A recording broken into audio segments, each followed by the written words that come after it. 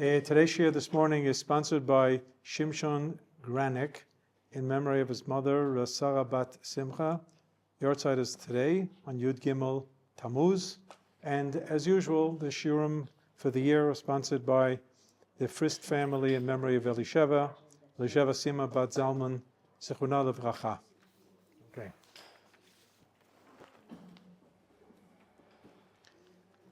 Last week, we tackled the first 5 lines of the Yigdal, and I mentioned in the name of Rav Yitzchak Shilat. Rav Yitzchak Shilat is one of the great Roshei Yeshiva at the Ma'ale Adumim Yeshiva, known as Yeshivat Birkat Moshe. They had an illustrious Rosh Yeshiva who passed away just a few years ago, Rav Nachum Rabinowitz, Zechron Levracha. And Rav Yitzchak Shilat was actually one of the founders of the yeshiva before Rav Nachum was brought in, and he founded it together with Rav Chaim Sabato, a very known name in this country, the Sabato family, the Sabato brothers, one Talmid Chacham after the other. But Chaim Sabato is also an author, and he wrote some fascinating books that actually a movie was made from one of his books. But he's a great Rosh Yeshiva in his own right, and Rav Yitzchak Shilat. And what I like about Rav Yitzchak Shilat, not only is he a mensch and just a fine gentleman and a person, he is also a great Rambam expert. And anybody who is a Rambam expert is my friend. It's as simple as that. But he sat in the shadows of Rav Rabinowitz, who was a Rambam super expert. So you've got 2 unbelievable worldwide greats in Rambam research in the helm of one yeshiva. That's pretty good.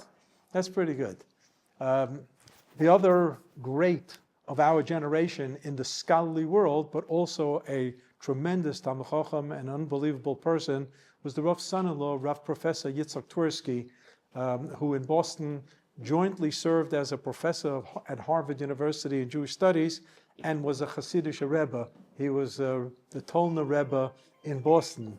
So on Shabbat, he would wear shtreimel and Hasidic garb and ran a Hasidic Sudash Lishit that you would expect in a shtibel of a Hasidim. And in the weekday, he was with a suit and a tie as a professor at Harvard, none other than. And it was very, very unusual, and I had a zchut of knowing him personally on some level, but I've read a lot, and he is one of the great Rambamistim of the day.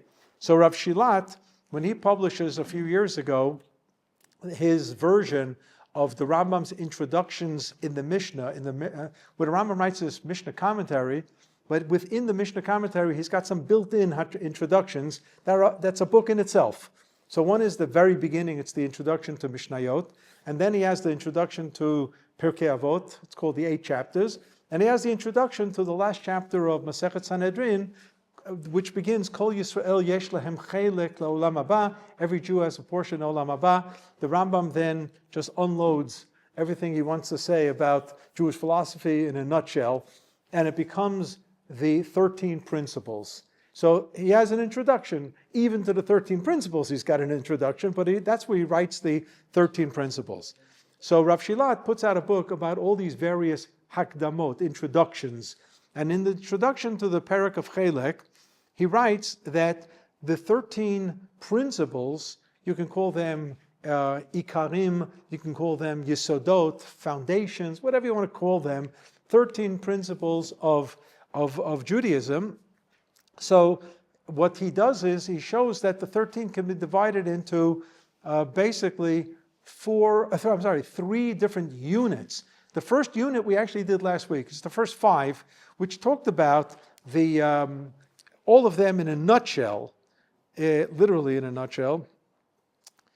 Talk about the existence of God, the unity of God, the fact that God does not come in any form, and any body, and so on, and the negation of Avodah Zarah, which was the last thing we talked about last week. So all that is all about God, the first 5. And then comes this unit that we'll do today, which is 6 to 9 inclusive. We'll talk about Torah being divinely given, Torah min hashamayim, and that will talk about the whole doctrine of Torah being given by HaKadosh Baruch Hu, and it's not a human creation. When we talk about the prophets, Nevi'im, we talk about Ketuvim, everything Tehillim and Mishlei and the Megillot, everything that comes afterwards, that's all human. While they might be divinely inspired, so the inspiration, is very, very holy, but the words of the Nevi'im and the Ketuvim are human in every sense of the word. And therefore, Chazal would say, Ein shnei nevi'im mitnab'im b'signon echad. Two prophets do not prophesy in the same style. Now you can talk about the style of Yeshayahu against the style of Yechezkel, but you cannot talk about the style of Moshe Rabbeinu. There is no Moshe Rabbeinu style in the Chumash. It's dictation. And the dictation is HaKadosh Baruch Hu tells Moshe Rabbeinu, take out a pad, and here's a pencil, and start writing. Bereshit, Bereshit, bara, bara, Elokim, Elokim, eight, Hashemayim, word by word. He's dictated, space, like next pasuk. And while the Torah, and I'm sure all of you have seen a page of a Sefer Torah, there's no punctuation, there's no vowels, there's no dots. So my wife always marvels at every Bal Kaireh. How do you remember all that? Because you have a book called the Tikkun, and in the Tikkun it's side by side what looks like in a Sefer Torah and what looks like in a Chumash with all the printed. And what you're really doing is transposing in your mind the dots, the vocalization, the music notes, the trup, and everything onto that which is not there. In other words, what you're really doing is putting up on your mind the Sefer Torah, and you're taking like a stencil, like a paper, and putting it right on top, superimposing it on the text, and you're supposed to remember that. And coming up in 3 weeks, so this coming week is Balak, and then we're going to have Pinchas, and the week after is going to be the gold medal for the longest Kriyat Torah on any Shabbat, and it's not Matot Maseh, it's Matot Maseh when it's Shabbat Rosh Chodesh. So you can add more than the 242 psukim, I think that's what it is, and it's going to add up to 251. It's the longest laning that's even possible, and some people get stuck with it as a bar mitzvah parsha, as opposed to some who get Vayelech, the whole 30 psukim, So that's what it says. Hakol talui b'mazal afilu sefer Torah shebeichal. Everything's a mazal, even the Sefer Torah. So I'm just thinking now, what does that mean? It means what week you're born into to know if you can have a long parsha or a short parsha for your bar mitzvah. So you have the idea of Torah min hashamayim, dictation.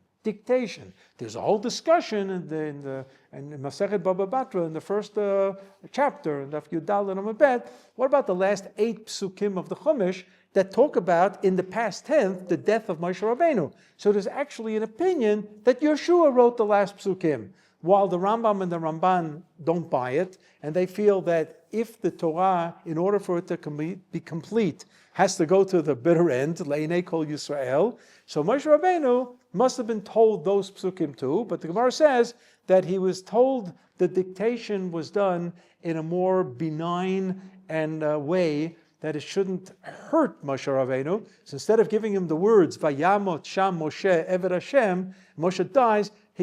God gave it to him letter by letter. Vav Yud Mem Taf space Shin Mem Sofit space. So it was a little less severe for him to take it. And the Gemara says that he wrote it, but he was crying as he wrote it, bedema, with dema'ot. So you have different opinions on the last 8 psukim, but other than that, it's got to be Moshe Rabbeinu who is receiving the Torah at Sinai and giving it over to Am Yisrael. So that is a doctrine. Now, we said earlier, that not today, but when we started this whole unit, that the Rambam is reacting to Greek philosophy, he's reacting to Christianity, he's reacting to Islam, and he's reacting to the Karaites, who are Jewish, and so on. So you have all these 4 different reactions spread out in these various Animamins and the Yigdal. I believe I mentioned last week that my daughter wrote a paper on this, and just this week she sent it over to me in an email so I can read it. She wrote it in 1997, and that became important because Rav Shilat wrote in this book, and I was so happy to see it, that this was a pulmus. Pulmus was polemical against the Greek philosophy and Christianity and Islam and the Karaites. And the only question is, who stole this from whom? My daughter or Rav Shilat. And I saw Rav Shilat published this in 1996. But my daughter never saw it. So, okay. So they said that, two people can invent the same, thing at the same time. It was nice. It was a nice thought. But what Rav Shilat actually goes on to explain is that when the Rambam divides these 13 into 3 units, and they are the existence of God and everything around that, that's the first 5. All you wanted to know about Torah, but it begins with prophecy and the prophecy of Moshe Rabbeinu and then the giving of the Torah. So in order to get to Torah min hashamayim, he has to give us the doctrine of the unique prophecy of Moshe Rabbeinu. And in order to talk about the unique property of Moshe Rabbeinu, he's got to tell us about prophecy in general. So number 6 is prophecy. Number 7 is the unique prophecy of Moshe Rabbeinu. And number 8 is the giving of the Torah. And number 9 is that the Torah can't be changed. So all of these become very, very important because in both Christianity and in Islam, so in one Yeshu, in the other Muhammad, they overshadowed Moshe Rabbeinu. Both agreed that there was a Moshe Rabbeinu, but the others outshined him and outclassed him and so on. And here the Rambam's coming and saying that not only is Moshe Rabbeinu the Rabban Shel Kol HaNevi'im, the master of all Nevi'im before him, it's Avraham, Yitzchak, Yaakov, but also after him, including Melech HaMashiach. This is a big, big idea not everybody wanted to agree with, but the Rambam says Melech HaMashiach is going to be a Navi. And that's what's implied in the Pasuk with regard to Eliyahu Navi, that Eliyahu Navi is going to return. It says, Hine anochi sholech lachem et Eliyahu Hanavi lifnei bo yom Hashem hagadol v'hanora. So lifnei bo means before the coming of Mashiach, there'll be some appearance. And the Rambam says, well, whether it's Eliyahu, the person or not, that we can argue with. But it means the restoration of Nevuah.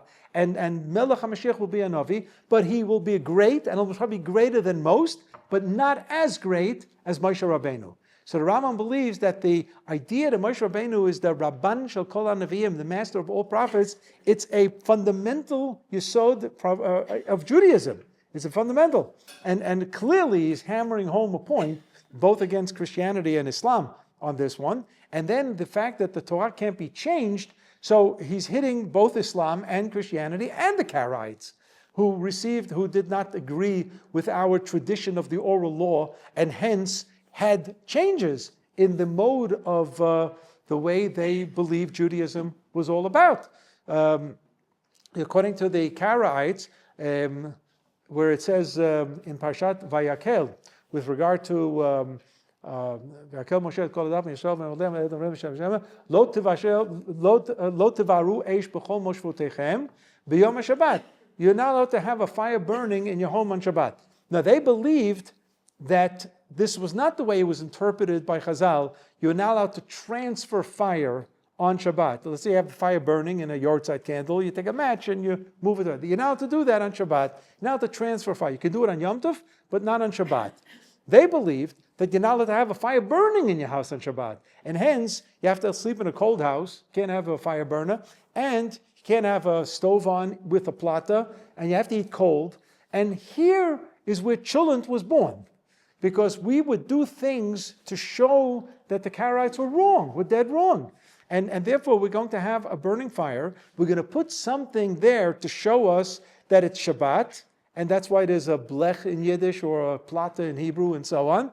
Just to show, it's called a heker, something recognizable, that we shouldn't touch the fire, shouldn't change the fire, lower the fire, and all that kind of things. But to have the heat going from before Shabbos, prepared so that I want to warm things for Shabbat morning, is something that we all do, and the Karaites didn't do.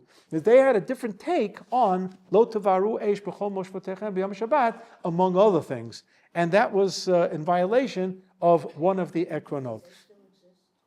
There are some Karaites, not many, but if you go to Ramla, Beersheva, and actually in the old city, there's a little shtibel of a Karaite, and I believe in Turkey and some other place, one of the Russian things. Yeah, there is very, very few. There are very, very few. I remember once we lived in Beersheba, and I drove from Beersheba early in the morning to pick up my sister-in-law from the airport, and it was Rosh Chodesh, and there was no minyan yet. I left 4 in the morning, and I knew in Ramla I always pass a shul, and I parked by the shul there at 5:30. I figured these are Sfardim, and they're going to daven at 5:30 in the morning, and then I saw it was a Karaite shul. And they didn't have the first day Rosh Chodesh anyway. They didn't believe in it. So I found a nice Tunisian shul, but I actually got there at 5:30 for Musaf. I got there for Musaf. But the Karaite shul was there, and it's just, I'm sorry? Yona? Higayon in? There's no question there's higayon, except that we follow the tradition, not higayon. We don't follow common sense. We don't follow logic. Of course, there's higayon. They were not dopes. They were scholars even. And the Chazal dealt with them, as they say in this country, begove einayim, like not looking down at them, but they were willing to engage in debate with them because they knew they were talking with serious people. The Rabbans pointed out that the early debates with the Karaites always revolved around parshanut, how to understand psukim. And you see they were knowledgeable and they were able to bring proofs and everything. There's a Gemara that talks about later generations. An elder Karaite said Moshe Rabbeinu was a real Ohev Yisrael. He really loved Jews because he manufactured the idea of a long weekend. Why? Because according to the Karaites, he always started Sfirat HaOmer on Sunday, Mimocharat HaShabbat, and then Shavuot would always come out on Sunday. So you have a long weekend, right? So the Rav said, he says, the early generations of the Reform Jews in Germany in the 18th century, they were experts in Tanakh, and they were working with Tanakh.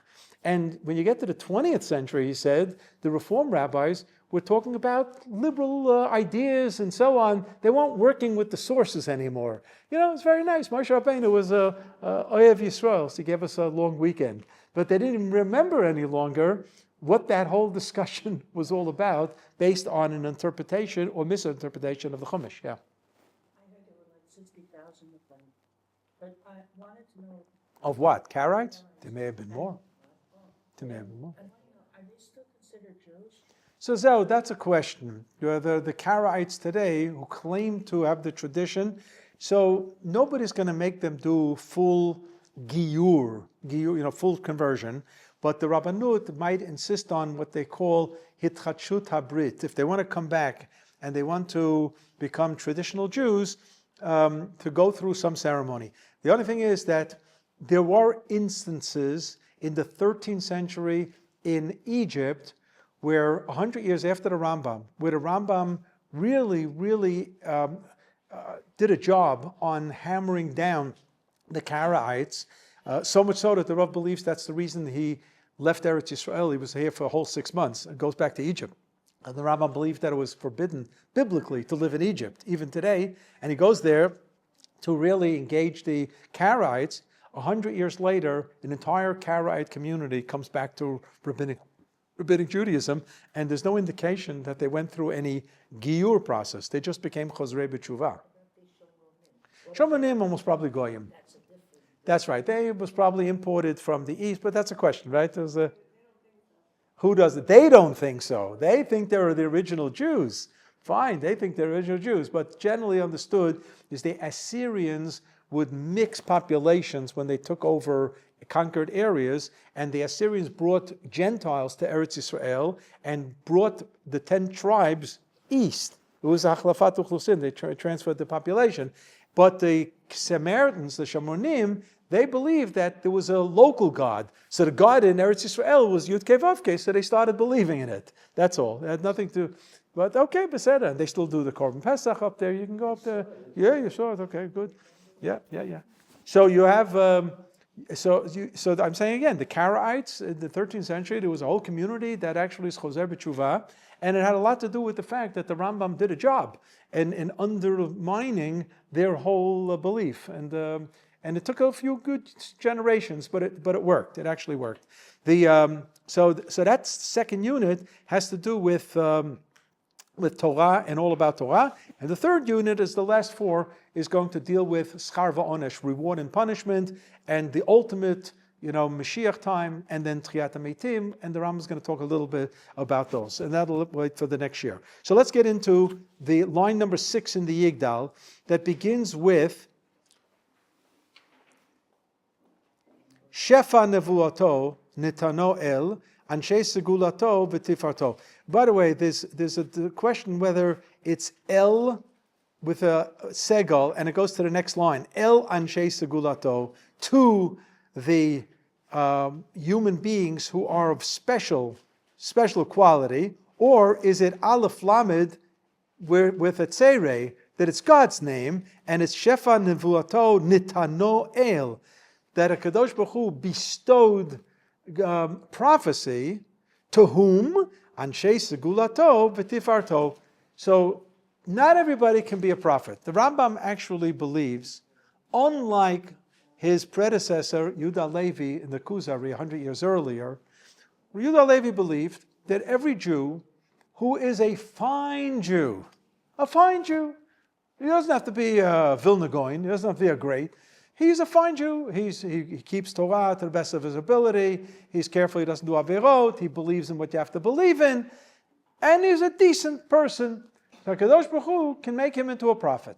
Now, according to Rabbi Yigdal Levi, such regular people, let's call them regular people, became prophets once. And that was at Har Sinai, where Kadosh Baruch Hu gave Am Yisrael the Aseret HaDibrot. So while the Chumash tells us that we heard the Aseret HaDibrot from Kadosh Baruch Hu, Chazal qualify and say, we only heard the first two. That's a whole discussion. And after the second, we had it. We jumped back 20 miles and we just couldn't handle it. Moshe Rabbeinu had to take over. But two is two, nothing to sneeze about. That we heard two. That's what the Rabbi Yigdal Levi believes. The Rambam believes that only those who are authentic prophets heard the two. So what did everybody else hear? The Gemara says, all of Am Yisrael. The Kadosh Baruch Hu actually orchestrated sonic booms. Now today, if you hear a sonic boom, you know that it's F-15I off to Taiman or to Iran. We know what it sounds like. It gives you a nice boom if it's low enough, and you can explain it, these booms. But in the days of Moshe Rabbeinu, believe it or not, they didn't have F-15Is, they didn't have F-37s, so you didn't know what these booms were, and these booms were so traumatic that they realized there must be a higher being behind these booms, orchestrating these booms. And that's what the Torah says, V'chol ha'am ro'im et hakolot. Did you ever see sounds? They saw Kadosh Baruch Hu through the sound. That's the explanation. Some people see sounds. Okay. Oh. Right. Okay. So my wife's going to tell you that there are some fluids in the eyelid, right? The eyelid? Inside the eye, that's measurable for sound. Okay? So there was a professor, Chaim Somer, who presented this once at a conference. So you see that while you can take a hearing test, this is ridiculous, Miriam's sitting here, and I'm going to talk about hearing tests. So your normal hearing test is, raise your hand. But you can also hear behind you. You don't have to have it in the ear. There's neural waves that are being emitted when you hear, so that can be measured, the ABR, that can be measured. So you can also measure it through some fluids in the eye. It's amazing. Your hearing, I'm talking about your hearing. It's amazing, absolutely amazing. So, but that's not the pshat. Cholam roim et hakolot is not only understood, but a Rambam, that we saw the truth of a Kadosh Baruch Hu through sound. Most of us just heard booms, and that's what we heard. But there were a handful of prophets who heard a Kadosh Baruch Hu say the words. So the Rambam says, in order to be an authentic prophet, you have to go through training. Before you go through training, you have to pass the entrance exam. There were schools to prepare Nevi'im. They were called B'nei HaNevi'im. V'yisha achat b'bnei HaNevi'im tza'aka l'lisha limar in Melachim Bet. So you have a concept called B'nei HaNevi'im. It's not their children. The students, they're teaching them the art of how to cultivate your faculties in being able to receive nevuah. So in order to enter into B'nai Nevi'im school, you had to be a Gadol Torah, an absolute Torah giant, and you also had to be perfect in human character, the absolute perfection of human character. Now, I'm going to say the Gemara in Masechet Megillah, Daf Yud Zayin, it says there were 48 Nevi'im and 7 Nevi'ot. So all that means is that a woman can be an expert in Torah, an absolute giant in Torah, and perfect in character. That's what it means. That's all. So if anybody's got a problem with women growing in Torah, all your response is going to be, I'm preparing to be a Nevi'ah. But how did the Rambam explain that? How did he explain what? He didn't think by women learning. He didn't, that's not true. He felt that women didn't have the active mitzvah of Talmud Torah. Yet in another place, the Rambam says that women in the framework of Ahavat Hashem, love of God, should study Torah. So the Rambam did believe in Torah study for women, but it's not in the box, it's not in the framework of the mitzvah of Torah study. It's in a different framework, the mitzvah of Ahavat Hashem. So you have to understand what tiflos means. You have to understand what that means. The Rambam believed that, and I can prove this, the Rambam believed that from a sociological point of view, women weren't taught Torah as little girls. That's true. But the Rambam believes that women as adults must study Torah. And the Rambam would not think that Torah study for women today is a prohibition. So that's a share in itself. I'm not going to get into that. Yeah. The Nevi'ei Sheker. Right. They didn't have good behavior, or they weren't Talmudic. According to the... They could have even been successful in the B'nai Nevi'im course, but the Kadosh Baruch Hu then has to opt to tune in to you. And if he didn't, you remain B'nai Nevi'im. And if now you go out to the public and you start saying things in the name of Hashem, you're a Navi Sheker. They were imagining it, or they were... Whatever. Or they were being politically correct. We had in the days of Yirmiyahu plenty of Nevi'im who were contradicting Yirmiyahu, but they were Nevi'ei Sheker. And Yirmiyahu almost paid the price for them. You know, he was a wanted man, no doubt, yeah. You once said, if I'm not mistaken, Yeah. that Rambam thought he was going to be a Navi. That is correct. He didn't know if he was going to be a Navi, but he was preparing himself to be at the level that if a Kadosh Baruch Hu was looking for a Navi in the 12th century, he wouldn't say, there's nobody out there ready. So therefore, he was training himself to get to that level. But then the Rambam says, if a Kadosh Baruch Hu tunes in, wonderful. If he doesn't, you have to take it. And he uses Baruch ben Neriah, the Talmud Muvak, the prime student of Yirmiyahu, as a class A example. Because Yirmiyahu trains a student, but then a Kadosh Baruch Hu doesn't come through. And Yirmiyahu is almost consoling him. He says, look, in my book, you were 100, you're 100%. What can I do? I don't control the Kadosh Baruch Hu, who becomes the Navi, who doesn't become the Navi. Yeah? So right. So you remembered correctly. The Rambam, right? The Rambam, what? On a Tuesday night. On a Tuesday night I said it. Okay. Do you remember the date? You remember the time? Was it the beginning of the year, the end of the year, the middle of the year? When did I say it? Okay. Which joke was it around? Okay. So this business of this division, the Rambam, Rav Kshilat points out, interestingly, when the Rambam talks about educating a potential convert, so the Rambam says, what's the sequence of education? The syllabus. What do you teach them? I mean, the first thing the Rambam says is give them a little crash course in Jewish history and try to talk them out of it. Try to tell them, hey, buddy, this is not for you. But if the person says, I understand this is a persecuted nation and all that, I'm willing to go into it. So then the Rambam says, you have to talk about the mitzvah of the belief of God, the reality of God, and the prohibition of avodah zarah. That's the first section. And then the Rambam says you give them a splattering of mitzvot. You can't give them the whole Torah. You tell them there's 613, but here are some of the heavy-duty mitzvot, here are some of the lightweight mitzvot. It's somewhat of a survey of Torah. And at the end, you give them the responsibility of schar v'onesh. You're responsible and you're held accountable and so on. It's the exact order of what he does here in the Perush HaMishnah, which means when the Rambam wrote the Mishnah Torah years later, and he's writing about accepting converts, he's got this in mind. It's not an accident. The Seder is very, very much in order here. Very, very much in order. And also, when the Rambam in the laws of Tshuva, which is also the Mishnah Torah later on, and he's talking about those people who don't have Olam Haba. So he gives us 3 different categories, and they're precisely these 3 categories that you have in the 13, where the 13, Rav Shilat divides into 3 categories, and he says these 3 categories show up later on in life in the Rambam. So this is not an accident how he posits it. So what we did last week in terms of the reality of God and the nature of God, and that God is not corporeal, is not human, not figure, and there's no avodah zarah, there's no toleration of other deities, that leads to number 6, which is that HaKadosh Baruch Hu will communicate with human beings, and that's Nevuah. And the Rambam actually tells us, when he speaks in length about Nevuah, that there are different levels, different gradations. The first level is that a person, after he or she became a great Torah scholar and is perfect in Midot, recognizes that a Kadosh Baruch Hu has opened up the line of communication.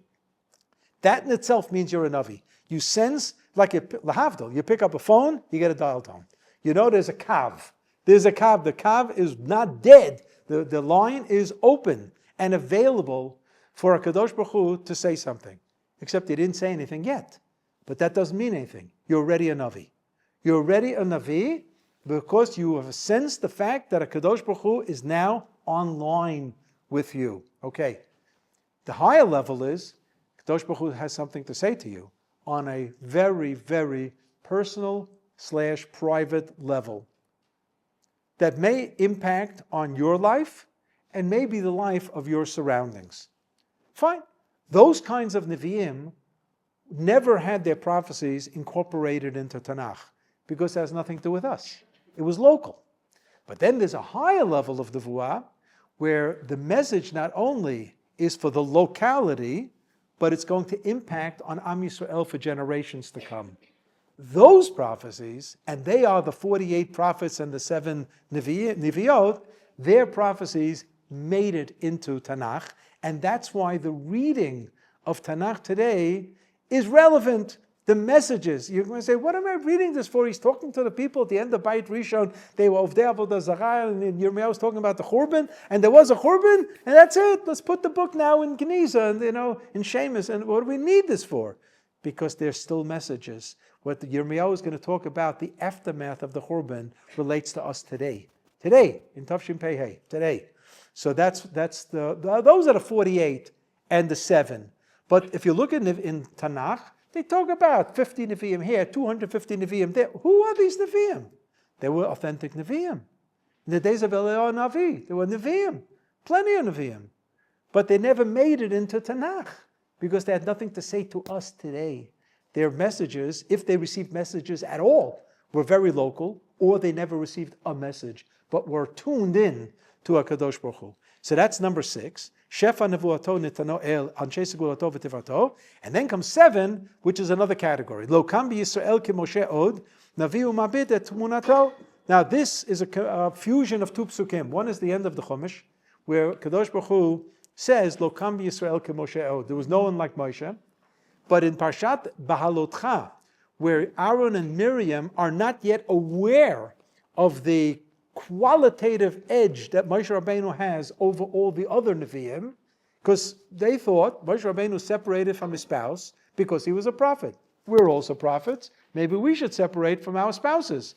And HaKadosh Baruch Hu says, Lo chen avdi Moshe, not so, not so. B'chol beiti ne'emanhu. He is welcomed in my house anytime. That means that any other Navi is not welcomed. You know when a Navi is welcome to the Word of God? When a Kadosh Baruch Hu calls you. But Moshe Rabbeinu had the ability to call onto a Kadosh Baruch Hu. What we can do is pray, daven, tefillah. So you can call into a Kadosh Baruch Hu, and hope that HaKadosh Baruch Hu is on the line of tefillah. The Rav once suggested that that the line of communication of prayer and prophecy is the same kav, but it's going in different directions. And that's why he said when the nevuah stopped at the beginning of Bayit Sheni, that's when the Anshe Knesset Gdolah organized the official Shmon Esrei 3 times a day to guarantee that the line doesn't die. The line of communication remains open. Yeah. Is it because that Moshe had this relationship because Hashem approached Moshe at the burning bush and he initiated, and Moshe was consistent in and so Hashem allowed him. Exactly what the characteristics or unique characteristics of Moshe Rabbeinu, that he becomes Moshe Rabbeinu, that you can talk about in length. There are a lot of midrashim about this. It's true that at the Sneh HaBo'er, Moshe Rabbeinu is clearly selected. There's no question about it. He tries to bow out. He tries to bow out with great humility. And that's another characteristic that's important for a leader. Tell that to the leaders, that leaders have to be humble. They have to be humble. And but he becomes the Moshe Rabbeinu that we know at Har Sinai. At Har Sinai, that's where the transformation happens, and no one is like him. He goes up alone, and he is there alone at the time of Matan Torah. So there, in the end of Parshat Baalotcha, Aaron and Miriam being taught that that Moshe Rabbeinu will speak face to face, mouth to mouth, and others are just going to see visions. They're going to be unconscious. It's like in a dream. But Moshe Rabbeinu is fully alert. Appeared to him at this nest, so he opened that. Beseda, Yechol liot. I'm not saying no, but I'm saying is that it's markedly different. Markedly different. And the Rambam, why is it important that Moshe Rabbeinu has this qualitative edge? What's the difference between number 6 and number 7? There's prophecy. All right, so there's the greatest prophet, so there's the greatest prophet is also a prophet. Why is there a need for a new ikaron, a new principle? And the reason is because the tafkid, the purpose of number 6, of all the prophets is one thing, and the purpose of Moshe Rabbeinu is something else. The purpose of all the prophets is to warn the people, instruct the people, guide the people. Basically, they were teachers. They were using their ability to communicate messages of a Kadosh Baruch Hu, to try to avoid, big punishment and troubles and so on.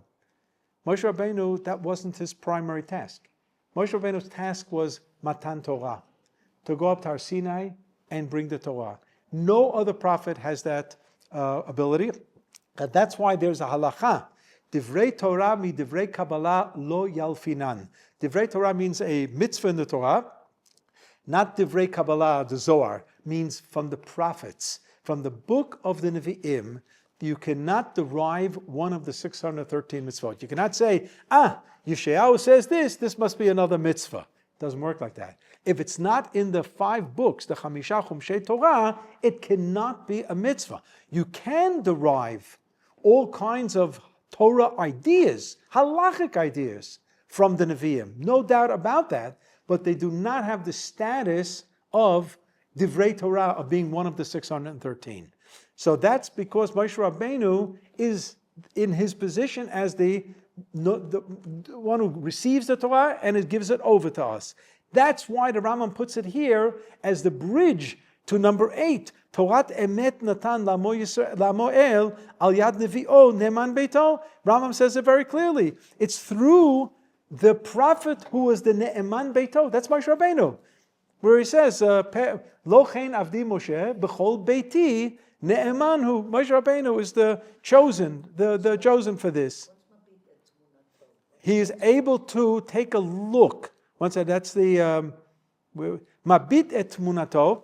The Moshe Rabbeinu was actually, when he asks in Parshat Kitisa, Har'eni na'at kvodecha, I'd like to see you.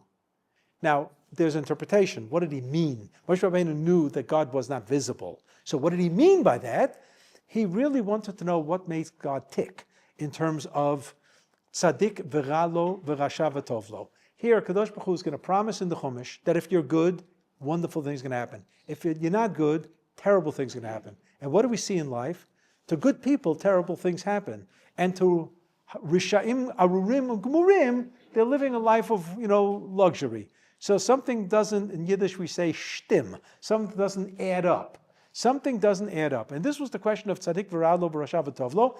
This led Chazal to suggest that Moshe Rabbeinu, one of the many suggestions, was the author of the book of Iyov, because the book of Iyov is a fictional story. It may not have ever happened, but it's a story, it's a philosophical tale of Tzadik V'Radlo and Rashav V'Tovlo. My gosh, the man was Ish Yirei Shamayim, Tov Lo, and Ish Tov Yirei Shamayim, V'Sur Meira. So why did all these calamities happen to him? And he's struggling with this till the end. And at the end of the book, you never get an answer. You never get an answer. But you're supposed to continue. You're supposed to continue. You have to move on. And OUisrael has been trained by this throughout the generations. And that's why we're still around, still keeping Shabbos. My father always used to tell us that he said that after the Shoah, Kadosh Baruch Hu should make a Kiddush, that I'm still making Kiddush. Think about it. Think about it. That if he would have stopped making Kiddush and stopped keeping a Shabbat, who would have been able to blame him with a good chunk of his family perishing? Who would have been able to blame him? But the fact that you're continuing, you're looking at the Malach HaMavis and spitting him in the face and continuing. Almost, I'm not sure the analogy is 100%, but when we came in Aliyah, so the second year we were here in the summer, we bought an apartment in Gilo. We never lived there. We rented it out and ended up selling it, and we were able to buy the apartment in Ramot. So it was a good buy. But we bought it in the 9 days. And people said, 9 days can buy an apartment? So first of all, those were the days of hyperinflation. So every day the price went up, every single day in the mashkantah. You had to really thread the needle when was a good hour to buy the apartment and so on. But the main reason we bought it then, I was looking at Titus Melech Roma straight in the face, and I was saying, Erev Tisha B'Av, I'm going to be a Bonei Yerushalayim. That's something that carries a lot of weight. There's a lot of weight, mamash. So here, the Rambam in number 7 says, Torah Lokam Yisrael K'Moshe Od, Naviu Mabit et Tmunato. So Mabit is that HaKadosh Baruch Hu gave Moshe Rabbeinu a glance. It says, V'ra'ita et achorai. You will see something, whatever that means. But whatever it means, Moshe Rabbeinu got a glimpse beyond what any other human being could have said. And the Rambam gives expression to that. Right, so what the Medrash says. Rashi says that he saw the kesher of the tefillin of God. Now again, that's midrashic. So then you have to understand, what does it mean that God has tefillin? In our tefillin it says, Shema Yisrael Hashem Elokeinu Hashem Echad. And in God's tefillin it says, Mika Amcha Yisrael Goy Echad Ba'aretz. What did Chazal want to say? You think they saw his tefillin, God's tefillin? Was it Rashi or Rabbeinu Tam? I don't know. So what were they trying to say by that? They were trying to say that a Kadosh Baruch Hu is with OUisrael forever. Forever. And that's an anti-Christian belief. Because the Christianity believed that there was a brit, there was a covenant with OUisrael, which broke at the destruction of the first Beit HaMikdash. And they believed that the whole second Beit HaMikdash was one spiritual bluff. And they try to prove it using our Chachamim, that there was no Aron Brit in the second Beit HaMikdash, there was no Urim V'Tumim of the Kohen Gadol, and there was no this, there was no prophecy. So you see, HaKadosh Baruch Hu blanked out, and therefore the whole thing was a bluff, and Christianity took over, became the new covenant, the Brit HaChadashah. But we had a different take on this. And we took Yeshayahu very much in mind. Berega katona zavtir uvrachmim gedolim akaptzech. B'shetzev ketzev histarti panai rega minech. It was tempered. What is the word rega? It's the first word you learn in Ulpan, right? Because you're going to need it at the bus stop when he shuts the door right in front of your face. Rega, right? You need that word. It's a very important word in Hebrew. But what does it mean, rega, in this context? Yeshayahu uses it twice. It means it's very temporary. Rega means very temporary. But rega katona zaftich, I left you as a momentary, fleeting moment that I left you. Galut is fleeting moment. But rachmim gedolim akaptzech, I'm going to bring you back. Don't worry. So that's our belief, that the connection with the Kadosh Baruch Hu is forever. Forever. So that's what Chazal say, that Kadosh Baruch Hu had tefillin. And it said, Mika Amcha Yisrael Goy Echad Ba'aretz. By the way, Ba'aretz doesn't mean the globe. No? What does it mean? Eretz Yisrael.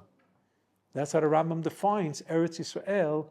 He defines Am Yisrael as those Jews who are in Eretz Yisrael, even if it's just a bare minimum minyan. That's what he says. Even if it's a bare minimum minyan, that's Am Yisrael. In Chutz La'aretz, they're mishpucha. Mishpucha, they're cousins. That's all. Rambam says that. Yep. So Mabita Tmunato, and then the next line is Torah emet natan la'amoy el al yad nevi'o ne'eman beito. This is the Torah was given to Moshe Rabbeinu, and that's why the Torah ultimately, when you study Torah, it's your Torah. Obviously, you received it from HaKadosh Baruch Hu, but it's your Torah. Zichru Torat Moshe Avdi, says the end of Sefer Malachi. Zichru Torat Moshe Avdi. So the Torah is given Moshe Rabbeinu's name, right? And then it says, Lo Yachalif. And now let me say a word about the word Torat Emet.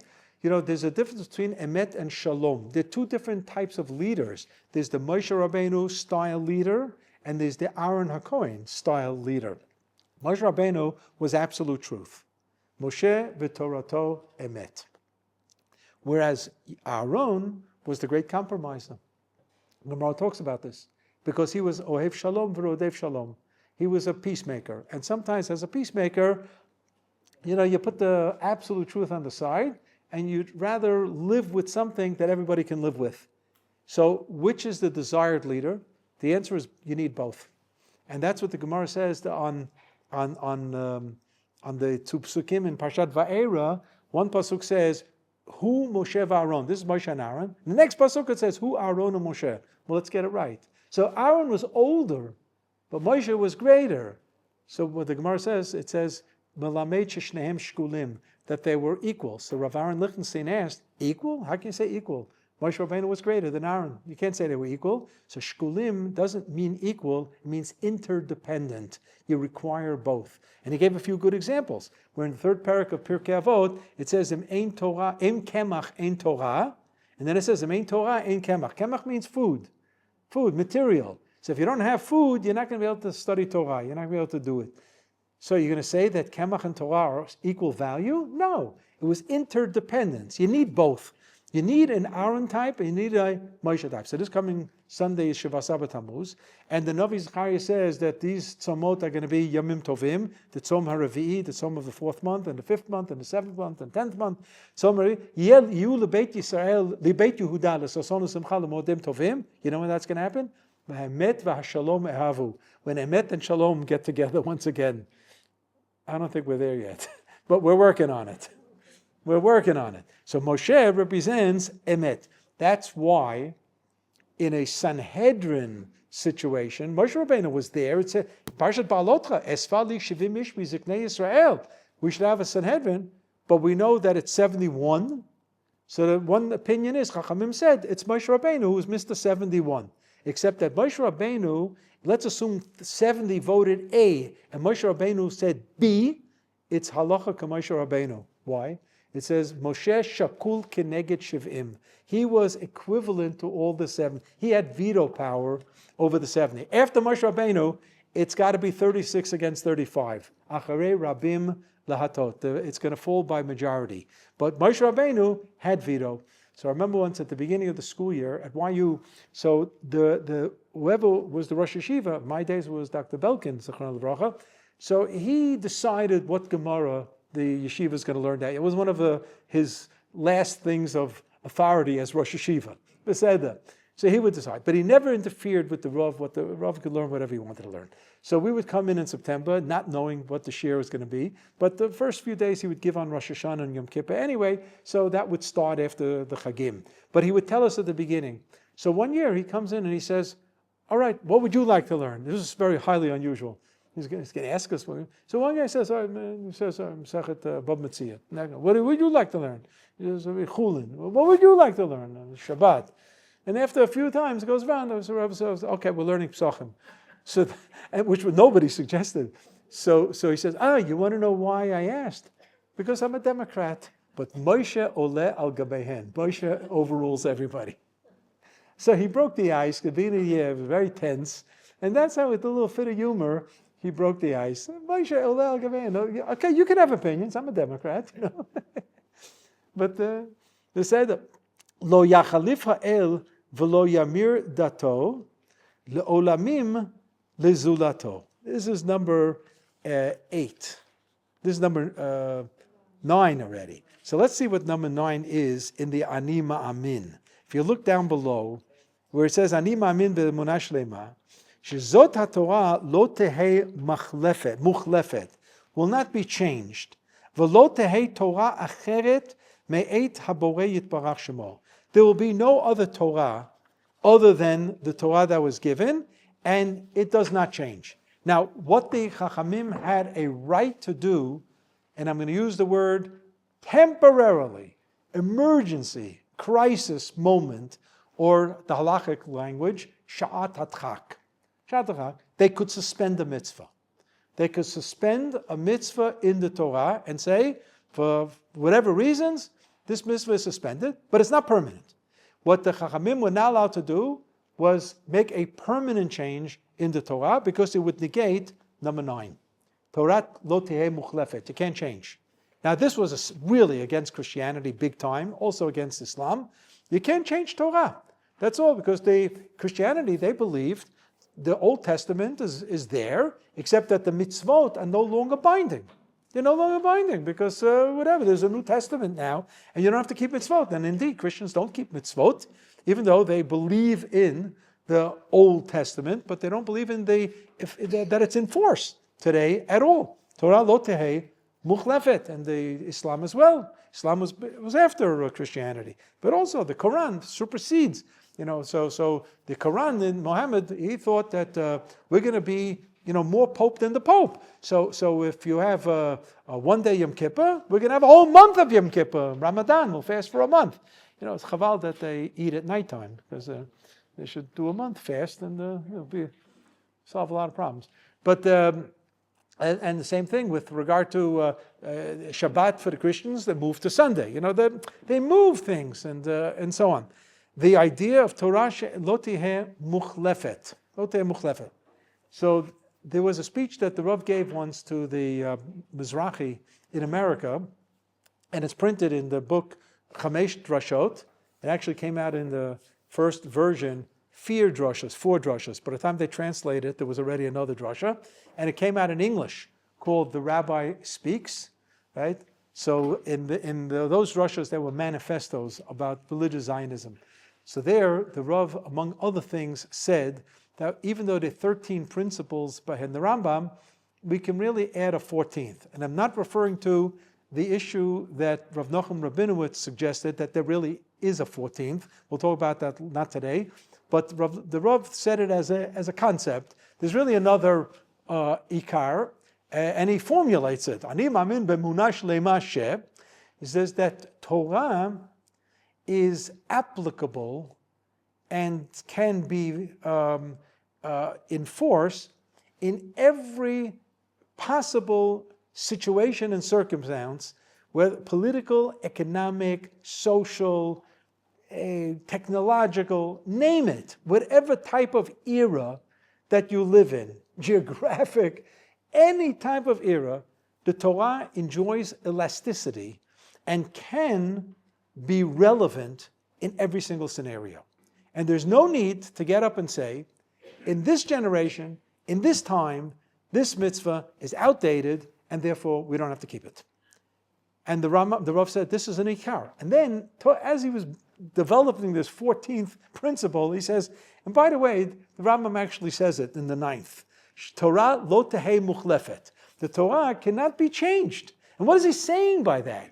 He's essentially saying that no matter what historic time framework you live in, no matter whether you're living in a democracy or a socialism or communism, whether you're living in an economic sphere that's affluent or in dire poverty, whether you're living in this type of community or that type of community, it makes not a bit of a difference. The Torah has something to say to all Jews in all times. That's what it means.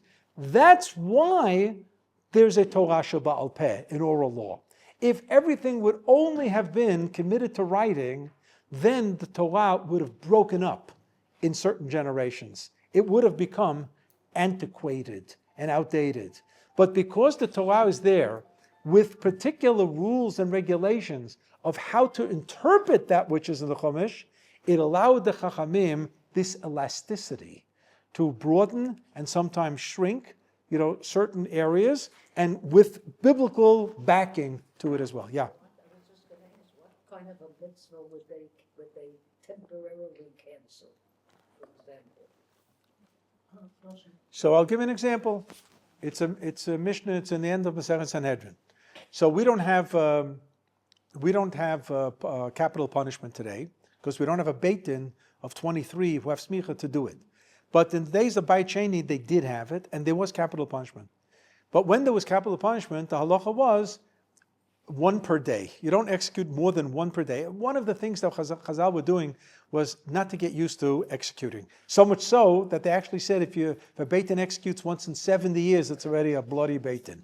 Fine. You can see that Mot Tamut was there to teach you the severity of a mitzvah, but not so much to execute. But the Mishnah says that Shimon HaTzadik, in one day, executed 80 Nashim Mechashifot. There was a Magefa of Kishuf. And he wanted to really nail it down, and they executed 80 women who were involved in Kishuf in one day. So this was going against a mitzvah of the Torah. Mamash kach. It's a wild example I just gave you, but there are examples where the Beit Din HaGadol, because of need, I would give it the best one, the committing to writing of the Torah Shebaal Peh. That was done under the guise of Eit Lasot Lashem Meferu Toratecha, but come Yemot HaMashiach, when we will reconstitute the Beit Din HaGadol, it's going to become elastic again. So it's not elastic. It's going to be able to, the Chachamim are going to be able to open up all these issues for discussion and vote on them again. They will be able to do it. Or, for example, the mitzvah of Zechirat Yetziat Mitzrayim every single night. So it's in the Chumash, right? Except that the mitzvah seems to be a mitzvah that's not going to be in effect in Yemot HaMashiach. Because Chachamim said, Yemei Chayecha Olam Hazeh, Kol Yemei Chayecha Lavi Yemot HaMashiach. Chachamim, but Ben Zoma and Reb Loza ben Azariah argue with that, and they said it means day and night, which means that in days of Yemot HaMashiach, it's not going to be part of Taryag Mitzvot. So it's only a limited mitzvah. How long is it on the books? 2,000 years. It's on the book for 2,000 years, maybe a little more than 2,000 years. But that's it. And that's why the Rambam doesn't count it as part of the 613. Because it's not a mitzvah forever. But korbanot are mitzvot on the books, and the only reason we're not bringing a korban is a technical knockout. We don't have a Beit Mikdash. That's all. But if there would be a Beit Mikdash, we would offer it. So this is the section of 6 to 9, and it all has to do with Torah and the special uniqueness of Torah. Fine. Next week we will deal with, we're going to have 2 more shiurim before we're going to break for what Rabbi Sam Shaw called the summer Zman, the end of the Zman. I don't know, Rabbi Shaw is here, and he thinks this is a yeshiva that you go on. Yeah. He once said to me, when I started with this tafti, he said, you're now the biggest, largest adult yeshiva in the world. So that's why we call it Zman and listen to the That's fine. You know that this is, in the various things that I've been blessed to do in this country in the last 46 years, this is the longest, since 1980, I've been in Shurim at the OU Center. The longest. Even in the 7 years in Beersheba, I came. Yeah. So next week in Mir Hashem, we're going to do the deal with Schar Va'onesh, reward and punishment. So if you're not interested in hearing it, come in 2 weeks, okay?